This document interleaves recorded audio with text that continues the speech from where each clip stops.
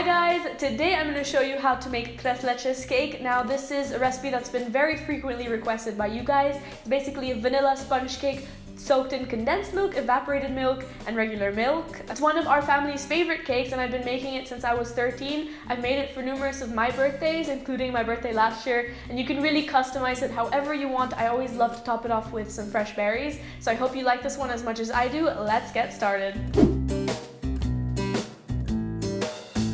I have here 100 grams or half a cup of soft, unsalted butter at room temperature, to which I'm adding in 200 grams or 1 cup of granulated sugar. Whisk the ingredients together until they're light and fluffy, and then you can add in 2 teaspoons of vanilla extract, followed by 5 whole eggs.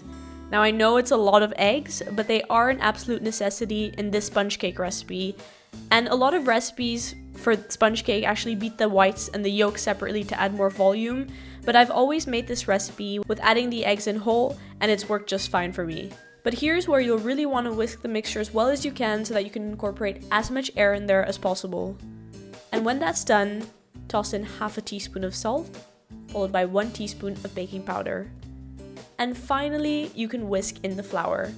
Now if you have cake flour, you'll want to use that.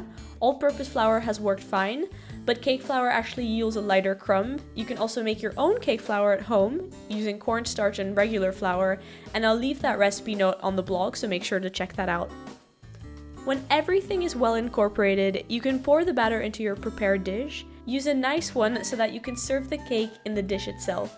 This, I think, is around a 26 centimeter glass dish, and 9 by 13 inch cake pan works just fine too.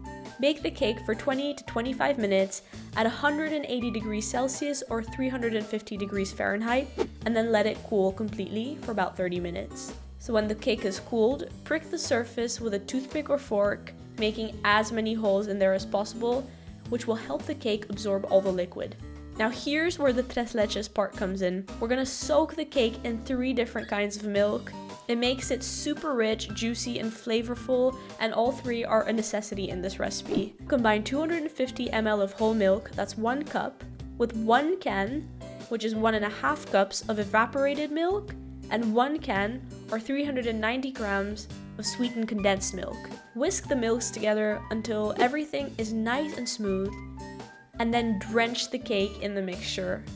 Let the cake absorb the liquid completely. In order to do this, I like to chill the cake overnight, but a couple of hours will also be fine. And once the cake is nice and cold, it's ready to serve. Now this cake tastes really nice with some whipped cream. It's up to you how much whipped cream you want to put on top. So now normally I do 375 milliliters, which is 1.5 cups of heavy cream, and I whip it with 2 tablespoons of granulated sugar and 1 teaspoon of vanilla extract.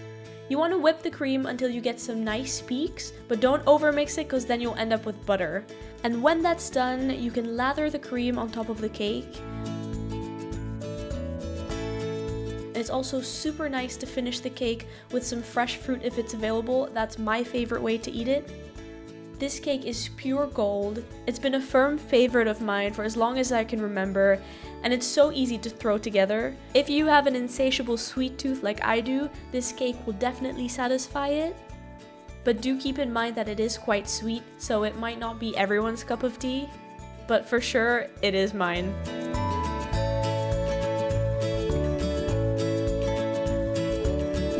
Thank you guys so much for watching. As always, I hope you enjoyed making this cake. If you liked this video, don't forget to give me a thumbs up and subscribe to my channel for more recipes like this. If you have suggestions on what you would like to see me make in the future, be sure to leave them in the comments down below. As always, the full recipe for this cake will be available on my blog at hotchocolatehits.com, and you can follow me on Instagram and on Facebook for updates of what I'm cooking, etc. I'm at Hot Chocolate Hits, and I will see you next time. Bye-bye.